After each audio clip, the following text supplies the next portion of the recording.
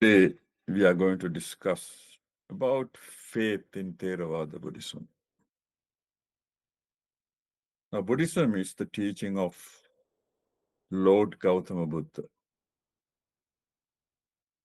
Lord Gautama Buddha lived and taught in northern India during the 6th and 5th centuries before Christ.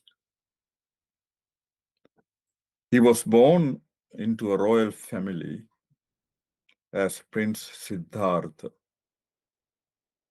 in a place called Lumbini in present Nepal. So he grew up as a royal prince. He was very bright. He studied under several tutors. And at 16, he got married and he had a son at age 29. By then, he has seen human suffering in various forms and was alarmed and disenchanted. So at 29, he left home to become homeless ascetic because he wanted to find a way out of human suffering. For the next 6 years, he practiced severe austerity and self-mortification.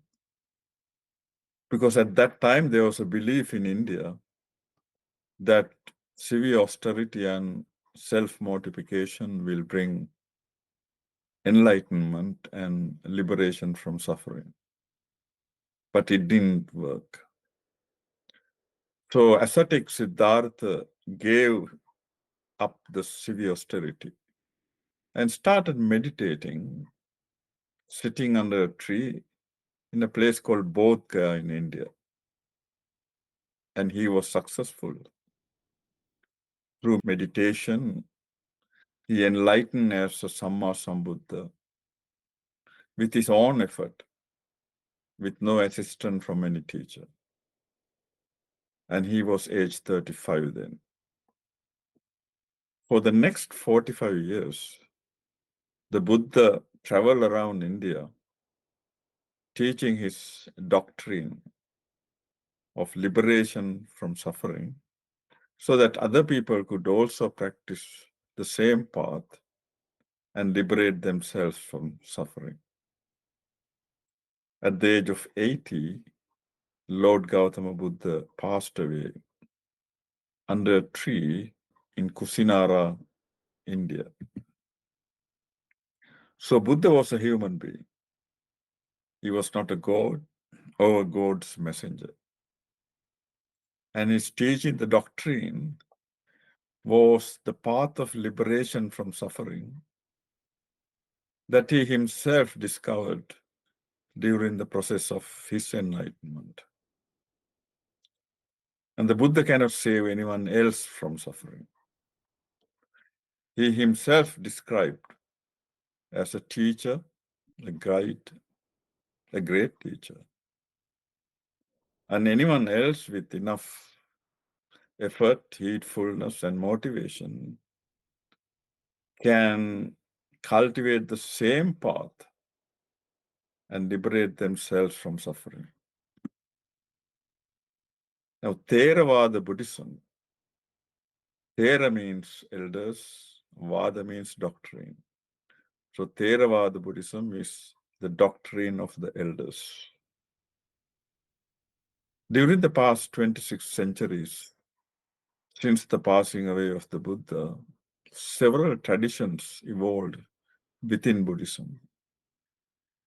And it's generally accepted that Theravada tradition of Buddhism is the most conservative and the oldest tradition. Theravada Buddhism is also known as Southern Buddhism because it is mainly practiced in South and Southeast Asian countries like Sri Lanka, Thailand, Burma, Laos, and Cambodia. I am a Theravada Buddhist practitioner, so I will discuss faith as it is seen within the Theravada tradition of Buddhism. Now, I was looking for the meaning of the word faith, and I found two definitions. In the first definition, faith is a strong belief in the doctrine of a religion based on spiritual conviction rather than proof. And in the second definition, faith is the complete trust and confidence in someone or something. Now, Buddhism is not a faith-based religion. It's a non-theistic religion. Now, in Theravada Buddhism, there are two types of faith. The first is amulika saddha, and that is blind, irrational, baseless, rootless faith. And this faith can change over time, or it could completely vanish. The second type of faith is akaravati saddha, and that is confidence based on reason, conviction, and personal experience. And this faith is unshakable. So, what is called faith in Theravada Buddhism is confidence based on reason and conviction. In fact, Lord Gautama Buddha discouraged blind devotion and encouraged this confidence based on reason, evidence, conviction, and personal experience. In Buddhism, this devotion or blind faith cannot help one to attain the final liberation from suffering, which should be the ultimate target for a Theravada Buddhist practitioner. It may even be an obstacle to one's progress on the path of liberation.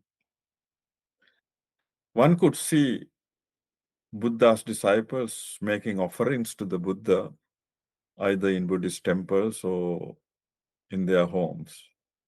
But that is mainly to pay homage and gratitude to this great teacher, and also to receive merits by doing those wholesome actions. Now, Buddha, in a discourse called Mahamangala Sutta, that's a great discourse on blessings, encourage the disciples to pay homage to those who are worthy of it. And the Buddha said, Puja cha pujaniyanam etam mangalamuttama. Respect and homage paid to those who are worthy of it is a great blessing. And who are the people who are worthy of respect and homage? They are one's parents, teachers, or those who have advanced in their spiritual path. Now, when Buddha was alive, there was a monk called Vakkali. Even when he was a layperson, he was fascinated by Buddha's appearance. So, in order to be close to the Buddha, he ordained as a Buddhist monk. And he used to stay close to the Buddha, admiring the Buddha's appearance, and had great devotion to the Buddha. But he didn't practice the Buddha's doctrine, and he did not meditate. And when Buddha came to know about it, he called him and he told the monk Vakkali, Vakkali, what is the point of admiring my foul body, which is useless? And he chanted this verse, Yo Dhammam Passati, So Mam Passati. He who sees Dhamma sees me. When Buddha was alive, many people, even those who belong to other religions, came to listen to the Buddha's teaching. And when they heard the Buddha's teaching, They understood the teaching and they appreciated it. And they proclaimed to the Buddha, excellent, excellent, good Gautama. Just as what had been overturned is set upright, just as what is closed is open, just as one has shown the way to one who has lost his way, just as one holds an oil lamp in the dark so others may see things, in a similar manner, you have explained and declared your teaching in various ways. And they developed confidence in the Buddha and the Buddha's teaching. And some of them became disciples of the Buddha. And some of them even became Buddhist monks, practiced the Buddha's teaching, and became enlightened. When the Buddha announced that he was going to pass away in 3 months' time, most of the unenlightened monks became very upset and they started visiting the Buddha to pay homage to the Buddha before he passed away. But there was one monk called Dhammarama. And this Dhammarama monk did not go to the Buddha to pay homage, but instead he went into solitary isolation. On his own, he started meditating. When the other monks reported to the Buddha, "Sir, we all came to pay homage to you, but there is this monk called Dhammarama. He hasn't come to pay homage, but he has gone into isolation and is meditating on his own." When the Buddha heard the news, he sent for the monk Dhammarama. And when he came, the Buddha asked him, "Is that true, Dhammarama?" And he said, "Yes, sir, because I wanted to pay respect to you, pay homage to you by becoming enlightened before you passed away. So I am meditating hope in that I am able to become enlightened before you passed away." And Buddha said, "Sadhu, sadhu, excellent, excellent." And Buddha said, "He who loves me should follow the example of Dhammaram. He who honors me most should practice my teaching." And this is recorded in a discourse called Mahaparinibbana Sutta of the Digha Nikaya, collection of the Buddha's long discourses. Now, when Buddha was practicing severe austerity and self-mortification, 5 ascetic companions supported him through the 6 years. And they were Kondanya, Vappa, Badhya, Mahanama, and Afsaji. When Buddha became enlightened as the Samma Sambuddha, the Buddha wanted to visit these companions and teach them the Buddhist doctrine that he discovered. But when the Buddha visited them, they refused to accept the Buddha's enlightenment, and they didn't have any faith in the Buddha. Finally, Buddha got them to agree to listen to his very first sermon called Dhammacakkappavattana Sutta at a place called Isipatana in Sarnath in India. And having listened to the Buddha's first sermon, all 5 of them understood the truth and the doctrine. So they developed faith in the form of personal conviction. And the Buddha's advice to all of us was not to accept any teaching, including his own teaching, without testing, examining, putting it into practice by ourselves and through personal experience. A certain degree of trust, faith in the Buddha and the Buddha's teaching is helpful when one begins to practice the Buddhist path of liberation. And then when one starts practicing through investigation, right understanding, and personal realization, that initial faith can lead to reason conviction. So initial faith can be described as the sort of seed giving rise to the tree bearing the fruit of liberation and deliverance from suffering. But faith here does not mean surrendering to the Buddha. One has to liberate oneself. Even the Buddha cannot liberate someone else from suffering. There is a discourse called Vimansaka Sutta of the Majjhima Nikaya. And that's a collection of the Buddha's middle-end discourses. In that discourse, addressing the monks, the Buddha encouraged them to critically inquire, investigate, and clarify even the qualities of the Buddha himself, because that would lead to the development of confidence that's based on investigation, conviction, and personal inquiry. Now, in Buddhism, faith generally refers to faith in the triple gem, and that's the Buddha, the Dhamma, and the Sangha.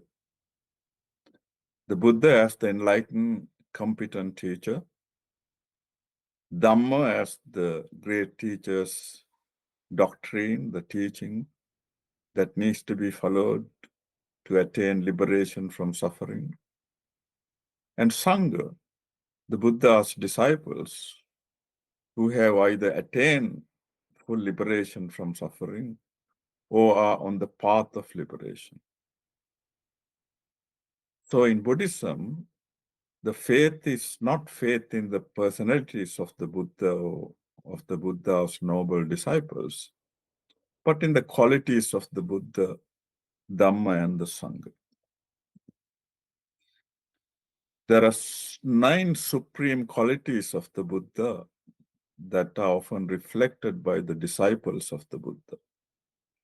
The first quality, Araham, having eradicated all the mental defilements and defeated the cycle of birth and death, that is samsara, the Buddha is most worthy of receiving offerings from both human beings and celestial beings. Samma Sambuddho. The Buddha attained perfect enlightenment by himself with no assistance from any teacher. Vijja Charana Sampanno. The Buddha was endowed with supreme knowledge and perfect conduct. Sugato. The Buddha went on the correct path, the middle path, the Noble Eightfold Path. Lokavidu. Buddha had perfect knowledge of all the existing worlds. Anuttaro Purushadhamma Sarati.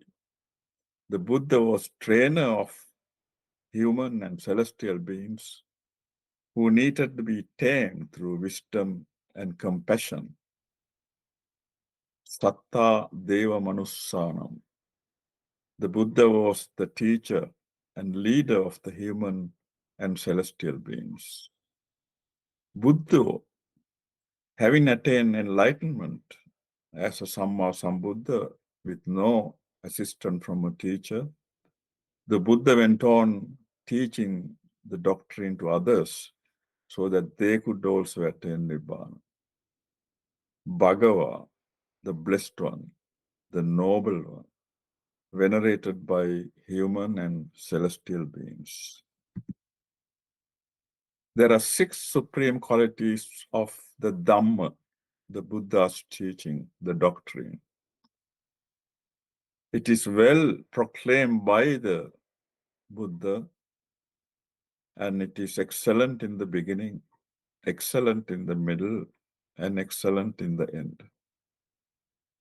And the Buddha's doctrine is to be self-realized by personal effort and experience, sanditthiko, akaliko, The results of the practice is timeless. Results can be achieved immediately. One does not need to wait till after death. Ehi passiko. Anyone can be invited to come and see, practice, and experience the results of the Buddhist practice. Opanaiko, the Buddha's teaching, the doctrine, is suitable to be brought inside oneself and to be experienced personally. Pachattam veditabbo vinyuhi, to be realized individually depending on one's wisdom and maturity of wisdom. There are 9 supreme qualities of the Sangha. Supatipanno, they are in the practice of the right path to attain liberation. Middle path, they are in practice of the straight path to liberation. Ujjupatipanno. They are in practice of the only path to Nibbana. Nyayapatipanno. They are in practice of the path venerated by others. Samechipatipanno. And they are worthy to receive offerings brought even from faraway places. Ahuneyo. And they are worthy to receive offerings prepared even for rare visitors. Pahuneyo. They are worthy to receive offerings given with the expectations of future benefits. Dakhineyo. They are worthy of receiving reverential salutation from others. Anjali Karineyo. And they are an incomparable fertile field to plant the seeds of merit. Anuttaram Punyaketang Lokasa. Now, Buddha has described 37 requisites of enlightenment that need to be cultivated by anyone who is practicing the Buddhist path of liberation and attain enlightenment and Nibbana. And these 37 requisites are grouped into 7 groups.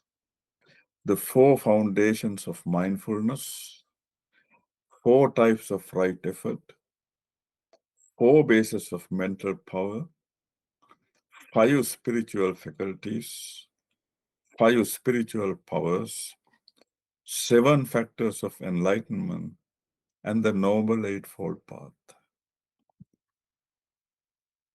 Now, faith is the first of the 5 spiritual faculties.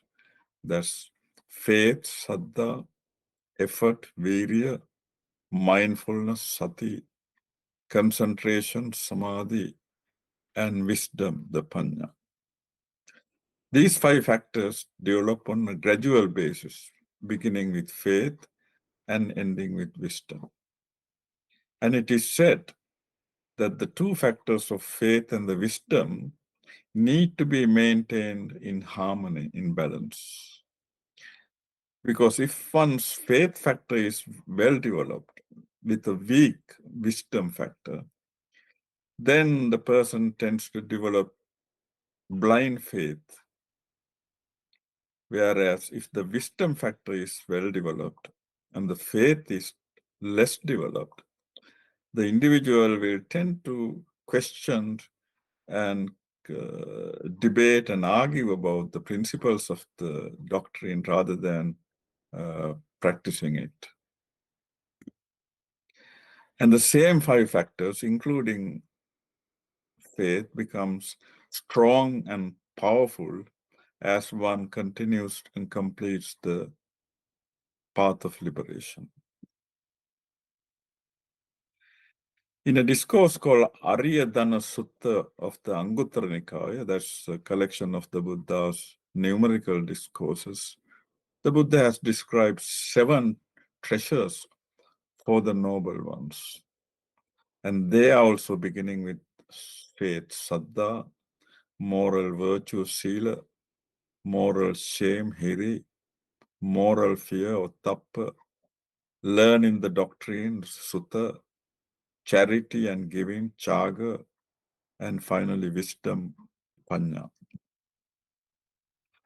In another discourse called Vaggapajja Sutta, again of the Anguttara Nikaya, a householder named Digajanu went to the Buddha and asked the Buddha to describe the factors that will lead to spiritual progress and future happiness of householders.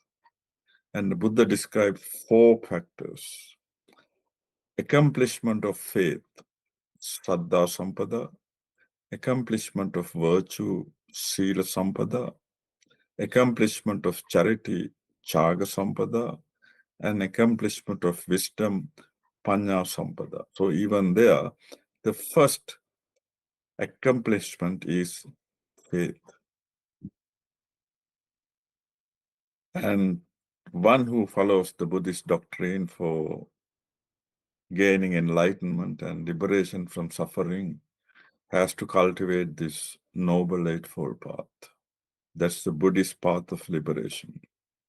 And it consists of the 8 factors: right view, sammaditthi; right intention, samma sankappa; right speech, samma vacha; right action, samma kammanta; right livelihood, samma ajiva; right effort, samma vayama; right mindfulness, samma sati; and right concentration, samma samadhi. These 8 factors can be divided into 3 groups of practice. And that's a group of morality, sila, consisting of right speech, right action, and right livelihood. The group of concentration, samadhi, consisting of right effort, right mindfulness, and right concentration.